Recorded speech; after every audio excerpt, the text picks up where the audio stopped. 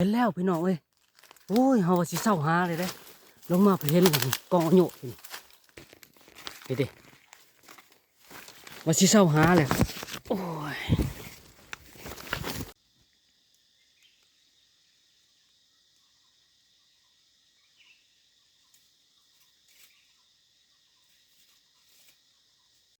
กับทักทายสวัสดียินดีเข้าสู่ช่องบุญเติมสายปลาแล้วพี่น้องเนาะเขาปลาเขาดงคือเก่าหาอยู่หากินตามภาษาแบบชาวบ้านพี่น้องมากัน3 คนพอลูกมาบางหนึ่งนี่เอาพอไก่ป่าลงมันนี่บ่ได้ยิงมันนี่เขาจอดฟังเสียงมันก่อนฟังเสียงมันคันแหละสิไปต่อแต่ยังบ่ทันหอดมองเฮาสิการดอกบ่ทันหอดจุดหมายปลายทางแต่ว่าเฮาสิเลาะต่อไกลไปเลย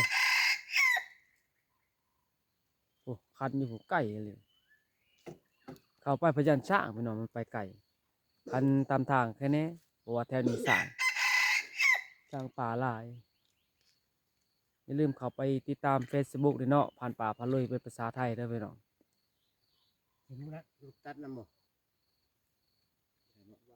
ใช้ลูกตัดน้ำตอนนี้เขาอยากปืนแก็บก่อนเอาจะเอาปืนแก็บไปต่อไก่ลูกวันใหญ่ก็เบิ่งโอเคพี่น้องมาหลุดมาชมกันเนาะว่าสีโชคหรือสีมานมันนี่เอาไปนอนกับป้าบ้าน2 คืนนี่แหละเพราะมีเวียกอยู่สีมาหือชวนมันอยู่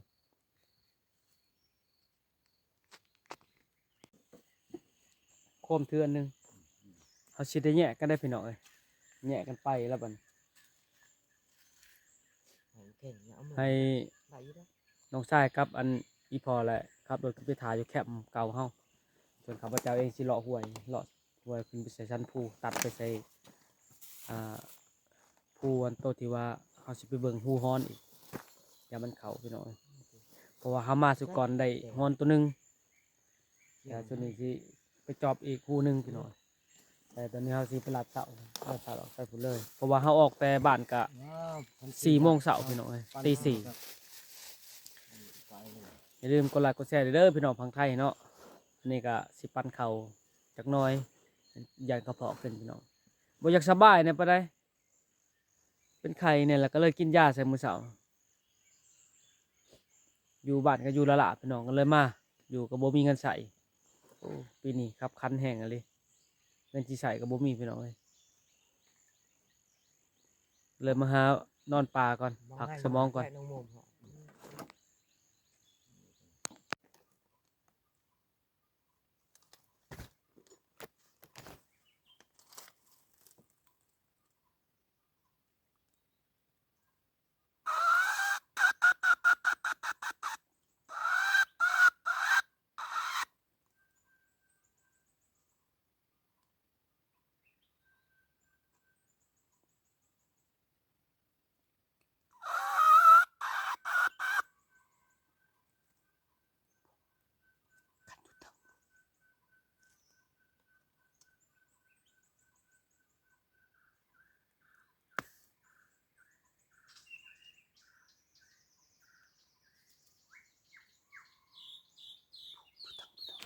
ยิงไก่ป่าพี่น้องเอาก้อยไปกินมันบินมาไก่กับเฮาเลยไก่ป่ากับเฮาประมาณ30 เมตรข้าพเจ้าแน่เล่ายิงบริแน่กองเลยแน่เล่าเลยแล้วบินไปจับไก่เติมนี่ถึกแล้วถึกมันห้ามว่าสิตายหรือบ่ตายไปลุ้นน้ำกันหน่อยจังปุ๊บลงผลแล้วมันห้ามว่ามันสิถึกบ่หรือบ่ถึกไก่ผูตัวบักไงบินลงไปปุ๊บจักถึกจักบ่ถึกหักเบิ่งนี่คือถึกแล้วคนโปรด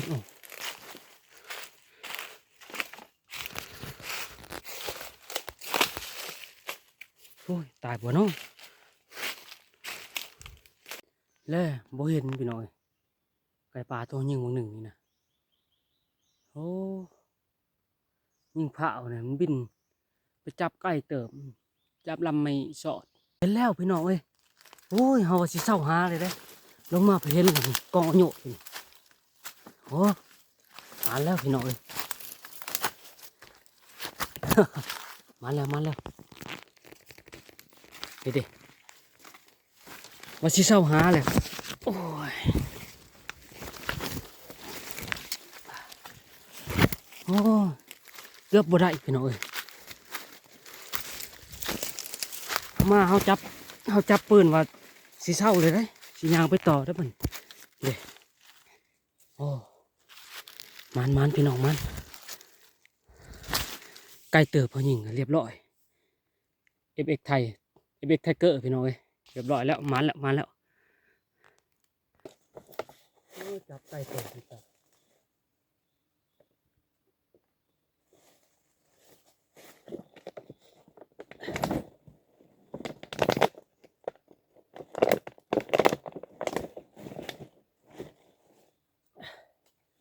ยังบ่ทันเต็มผูบ่ได้พี่น้องเอ้ยพี่ขนาด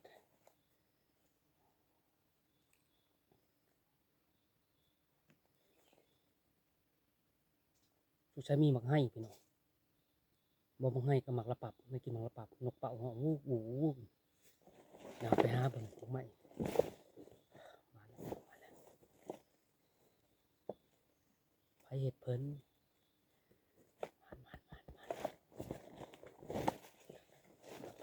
ไปต่อ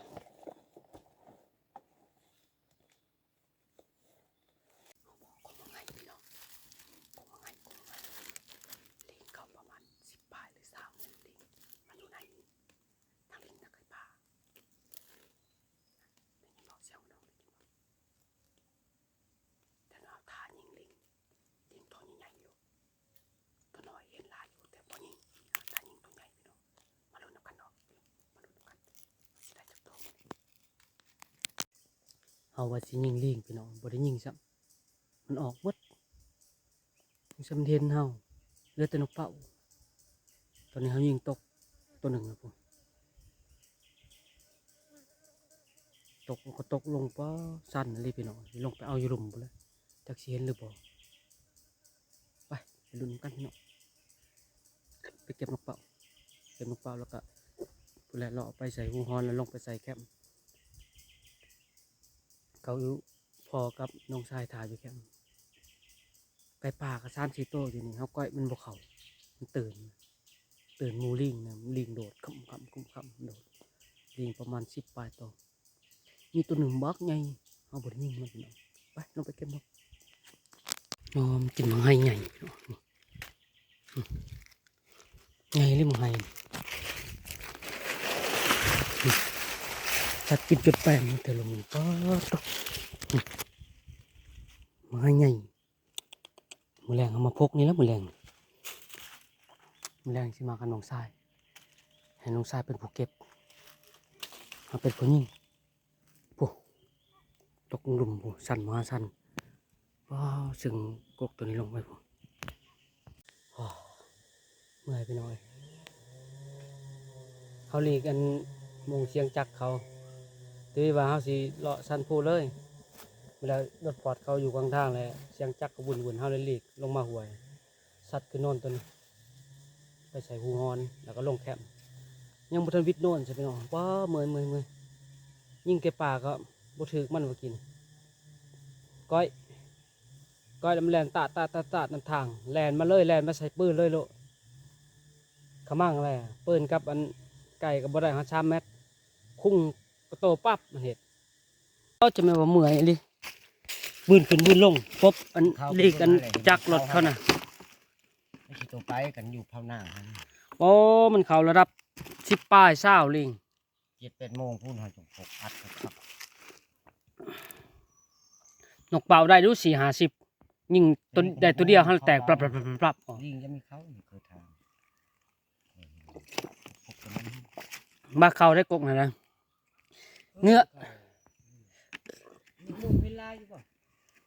กกนะโบเห็นนกมุมเม็ดแต่นกเป่าได้อายุ40-50นกเป่านกมุมแล้วขักไปกกนั้นแล้วมือแรงช่วงบ่ตั้มแล้วอยู่ทางเทิงอยู่เทิงสิตั้มเนาะอยู่ตะโกนโห้คองคือมันชูงเชิงกับโบเกิน50 เมตรนี่โอเคเยอะครับยิงบ่คอยพระ ได้สองตัวแล้วตัวหนึ่งแลนตะมานำทาง กินตัวนี้เนาะ กุ้งก็โตปับกินตัวได้ก็ได้ กินไก่ก็ได้ กินนกเป่าก็ได้ อันนี้นกเป่านะทางลุมมันแป้นลายเลยมันเป็นทางเหม็นน่ากินหันน่ะ โอ้ไม่ได้แล้วมีใส่น้ำเนาะ ลกเลยก็ได้ เป็นไง เนี่ย ขี่เห็นพร้อมได้นะหันได้กงไห้ตัวน่ะ เข้าแล้ว ขี่เห็นอยู่เทิงพี่ อยู่เทิงทางใหญ่โลดมันต้องเข้านะฮะนั้นเห็นใกล้ๆกันหนึ่ง เข้ามันสุด ก้าวสิได้ยิ่งลิงสิเอาตัวใหญ่มันใหญ่แล้วแน่เห็นแล้ว ที่ชูกับคักโลด แน่ผัดบัง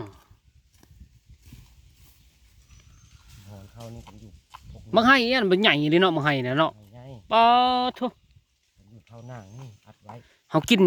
มาจากทะเลหมาก4-5หมากจนอิ่มหลายเติบ ฟานกิน เออมีแตะนงมูกแมันบ่ มุมไม่ล้วนนอกแซ่ บ่ขอหลายนะขอจัก5โตนี่ก็พอเลยนงมุม ยิ่งแห้งกับ บ่ได้เหมือนกับไอ้แก้วมันนะเข้าไว้เท่าไดนงมุมมันน่ะยิ่งจะน้อยมันเข้าอีก เขาที่สามที่สอง ดูเทิงดูดูว่าเรากดเดี๋ยวพวกเขาเนี่ย เขาจะนี่คือเป็นตัวเห็น กินข้าวบัดนี่ข้าวเช้าซ้ำข้าวเที่ยงเลยเนาะ เมาเนี่ยก็ได้ มันมาเองอะไรสูงให้หน่อยมันให้มันได้เขาง่ายมันเกี่ยวเขา ทำได้ฮ้อนได้ มันได้หอนมันเล่นได้หอนมันคือใช่ เอาแจวออกมาเด้อพ่อนะครับ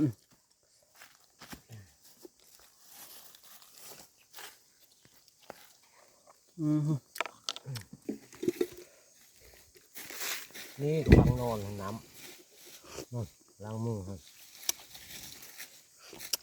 กระบังตวนสู้เห็ดหั่นแหละก้อนหั่นแหละ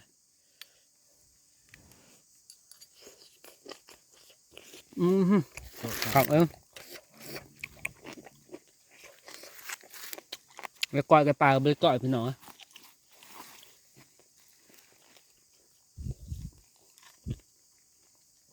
พักกับบุมี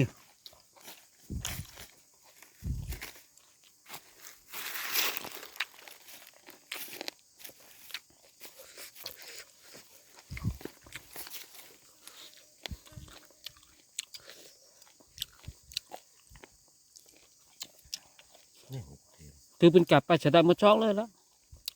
แหลนตาหมาป่งเลยแล้ว เน็บที่แห้งงับหมดทึ่ง อันนี้ตัวที่สองแลนก็แลนไหวก็เลยกระดองคุ้งกระโตเลย แล้วตัวนี้เกือบบ่ได้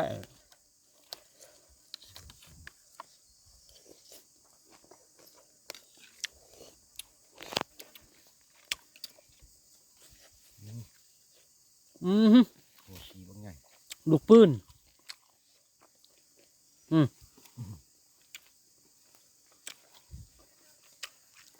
ไม่ชอบไม่ใช่พี่ชอบตะโคบเลยบอกเดือดตามนั่งตามบัด บ่ชอดพี่น้องเอ้ย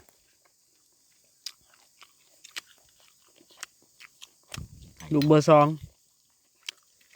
19เกิน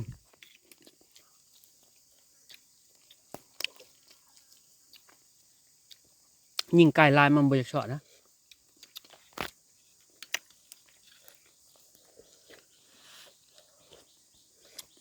มันจะกระโดด เห็นบ่ยิงแล้วมันอ่ะคนละภาคส่งหน้า คือกระโดดอยู่แล้ว บ่สอบเดี๋ยวไหลเอาตกลงกลางให้หนาว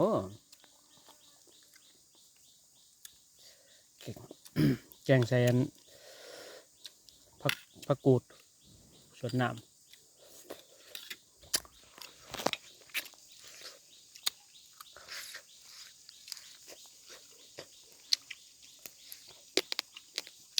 จะเพิ่นกระเพาะก็มาให้อีกคอยกระเพาะก็มาให้อีกก็มาให้โตจะเพิ่นเพาะหันนกมุมขาวลายไล่บ่สาวนกมุม ว้า อือฮึ 50 40ผู้คักบัดน่ะ เหนื่อยออก ยิงได้เนาะบ่ค่อยลายหาโตนก็ฮอกอีกคลิปก็ คนจังเครื่องคือทุกใช่นะฮะ โน้ตเครื่องตามได้แล้วอยู่ประมาณ30เมตรหรือ20เมตร28เมตร ไปนั้นแล้ว มึงให้กกนะกินข้าวก่อนพี่น้อง มาใกล้เลย ยัง ไม่ได้กิน อาบน้ำก่อน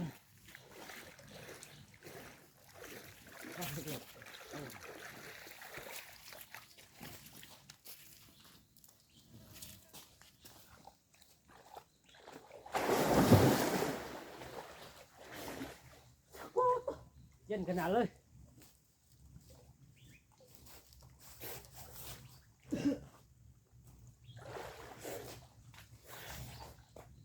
เย็นขนาดเลย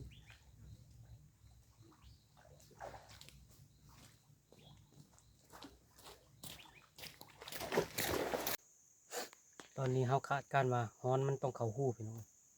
มันเป็นทางแป้นตอนนี้เขาส่งสัญญาณไปให้เขาเลยอยู่หลุมน้องชายกับอีพอทายอยู่หลุมเขาส่งสัญญาณไปเขากำลังสิขึ้นมาเอานางขึ้นมาแล้วสิบริการนางพี่น้องเอ้ยมัน50ผู้เก่าก็เริ่มบริการนักวิชาการเพิ่นมาเลยเริ่มบริการพุ่นละไปหากรุงไห้พุ่นละบาทนี่เนาะไปกรุงไห้พุ่นละเมื่อยไปเมื่อยมันเนาะยังบุทันวิทย์ผู้เลยพี่น้องเอ้ย3พอลูก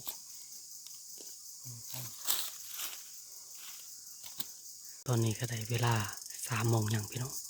เอามาเพาะมาให้กกหนึ่งครั้งแรกเอาว่าสิไปยิงมาให้กกโตเป็นมือเสาร์นี้ก็เลยมาเพาะกกให้กกนี้ก็เลยพกกกนี้ให้เสื้อเทาเปินไปพวกกกให้กกนั้นเอาปืนแก็บไปเอา2 คนไอ้น้องเลยยิงมาให้กกตัวนี้มึงให้แดงมึงให้อ่อนเนี่ยมึงให้สมิสีนี่เด็กโบชูงโบต่ำพี่น้องพอได้ยิงประมาณ30 เมตรมึงให้ดกกระลิกกำอยู่เห็นนกเป่าเขาลายว่ากินมันเตือนเอามันบินออกเนี่ยมาลุ้นกันพี่น้องเสือเต่าเป็นละสิไปกุ้งให้กกตัวเฮายิงมือเสานี้ตัวแรงมานัดกันอยู่นี่มาพอกันกุ้งให้กกนี่โอเคมาลุ้นกันพี่น้อง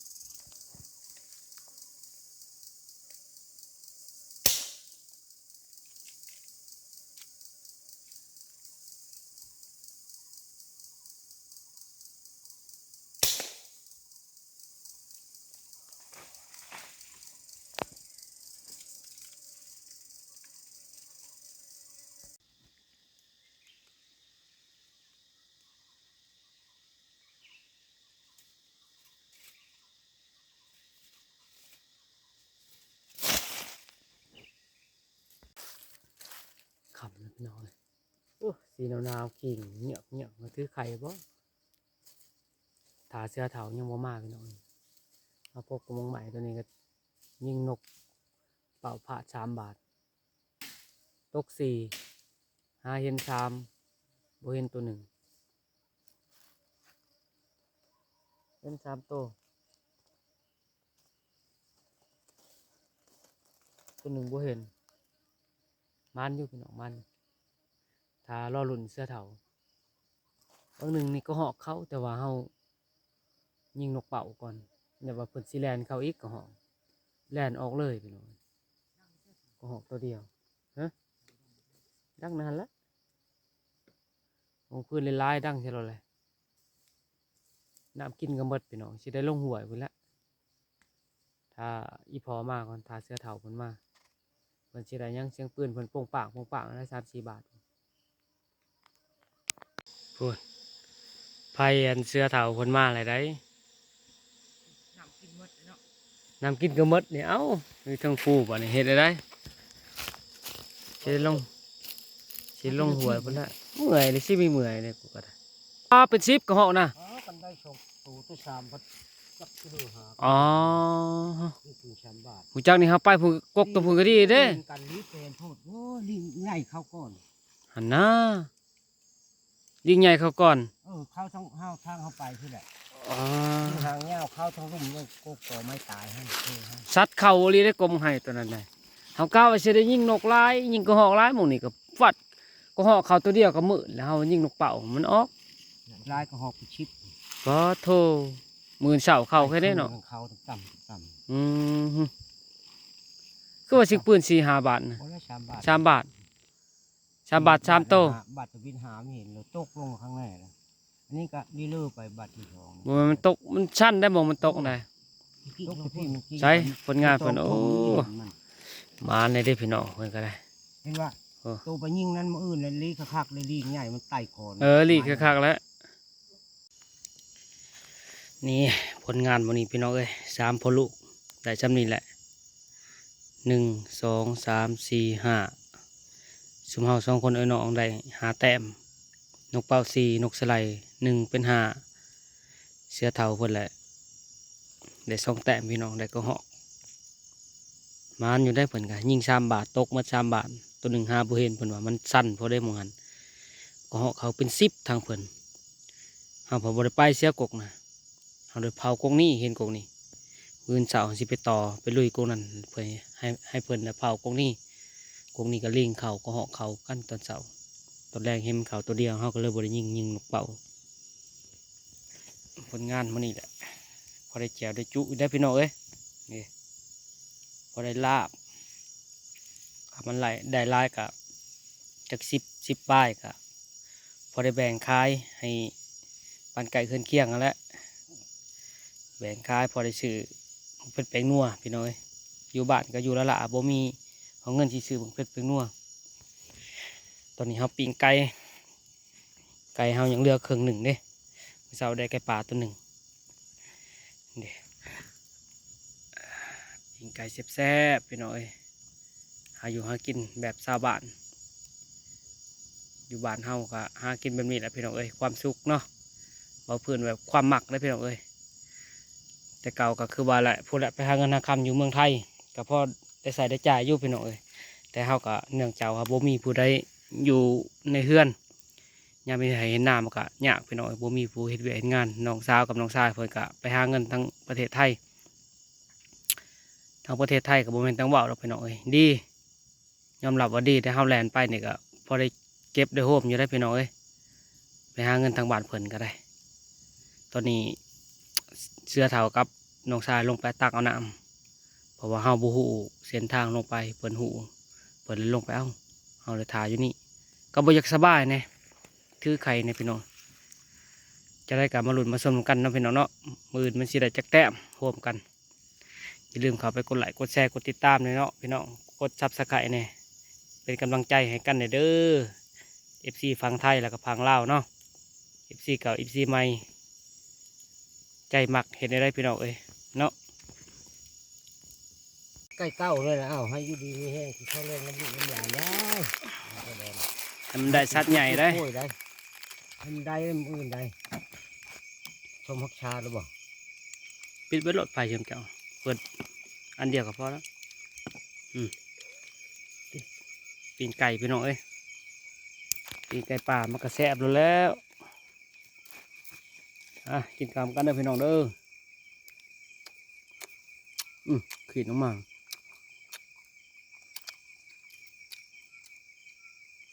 โอ้ยมืออื่นได้เพิ่มแค่แน่เนาะ นายน่าก็หกไปชิปผม แล้ว8 โมง กันทันยิงเห็นอยู่ 8 โมง9 โมง9ว่าชัดบ่ข่าวบ่เราจังอย่างลงมาเด้อ เจ้าก็นอน โอ้ยิงจะตายผมไม่ทันจะลุ่มกัน มันตายมันก็ไม่ได้หกก็ได้ บ่ได้ฮกนะกินข้าวก่อนพี่น้องเอ้ย น้ำ กิ ตาน ข้าวจังหน่อยสิเป็นหลอกกันสบายดีตอนเสาร์ตอนนี้ก็ได้ตี 5เลยพี่น้องเอ้ย5 โมงเช้าเลยเฮาสิได้ไปพกเตรียมอะไรกินกระพงกาแฟเลยเตรียมไปพกกบางใหม่กบหอกประมาณ9 โมงพู้นละ10 โมงพู้นละก็จะได้เมื่อแล้วพกกบางใหม่แล้วก็ย่างพู้นละ ขึ้นไปหารถและอยู่ห้วยย่างรอห้วยขึ้นเนี่ยผ่านหน่อยสีดังคักเลยเนาะกูแกะกูแกะอินเนี่ยผ่านหน่อยนอนก็นอนไกลไผ่อะไรยามหนาวได้เหน็บเขาเหน็บเขายามฮ้อนมันบุยเพื่อนทำกองไผ่เนาะ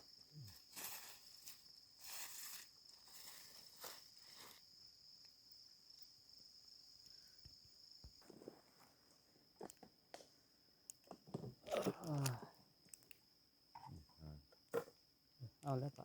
เป็นห้างกาแฟกับกาแฟลุยได้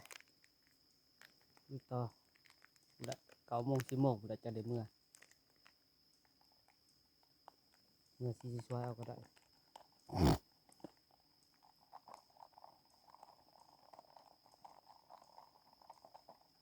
โอ้ข้าหัวหน้าพันกุลเพนว่าเขาหูเพิ่นหูว่ามีหมองใหม่อ๋อเด้อมามันชุกมืออื่นมืออื่น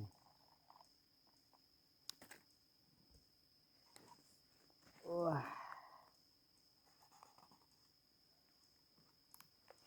น้ำกินก็หมดพี่น้องเอ้ยโอ้พอได้ต้มกาแฟกินน้ำหน่อยหนึ่งสอง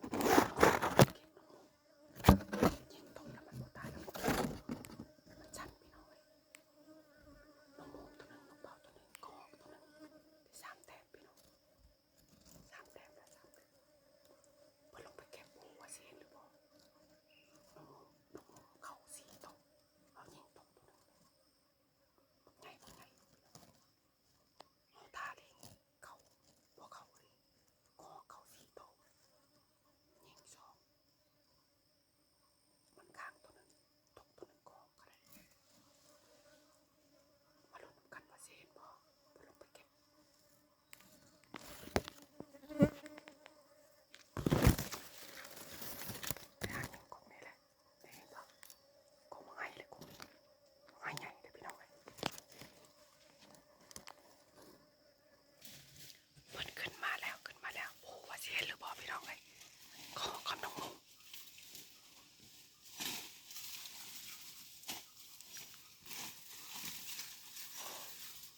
เห็นแต่น้องมุมพี่น้องเห็นแต่น้องมุมพี่น้องเอ้ยน้องมุมก็กิ่งลงหลุมพ่มึงไล่น้องมุมบ่น่ะมันบ่ตายบ่น้องมุมได้ หอกมันตกลงนี่โอ้ยลง ลงหลุมแล้วก็ห้องนะ จิกมันก็ตาย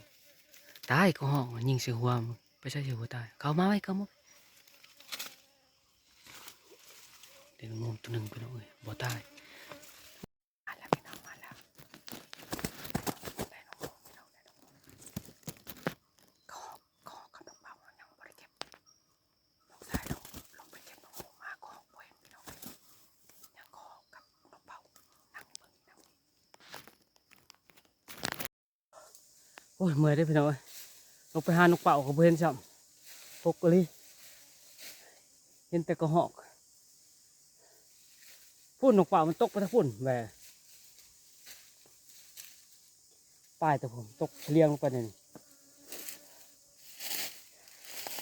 ได้แต่2 แต้มยิงตก3 แต้มได้แต่2หาบ่เห็นเด้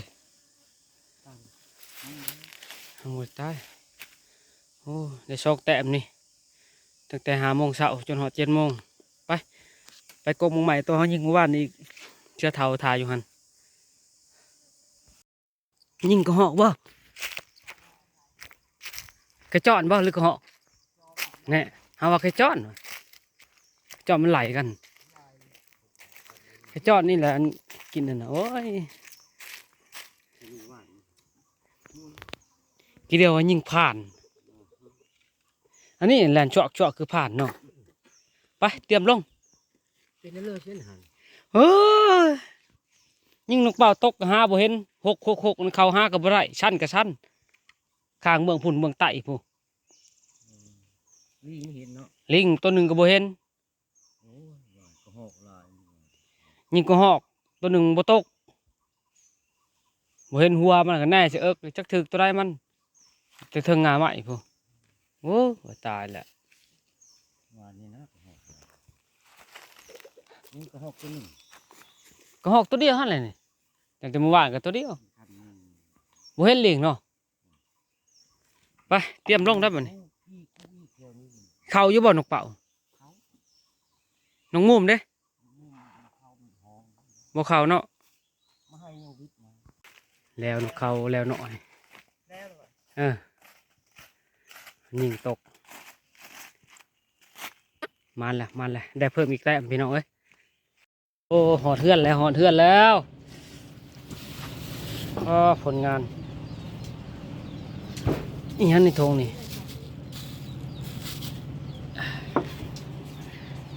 นี่แหละ1 2 3 4 5 6 7 8 9 10 11 เลี้ยงอันนี้ครับ หอดเทือนเลยแกจอดน่ะ มัธดีบ่ เมื่อตอนนี้แล้วเจ้าสิเอาจักโตมาลูกสาวก็มาตอน ไปจะได้ ลูกสาวก็มาตอนได้นี่ หมูนี่ก็บ่ได้ได้เนาะ หาก็หอดเทือนพี่น้องเอ้ยโอ้นี่เฮือนครัวก็เลี้ยงฮอนได้นี่ตัวหนึง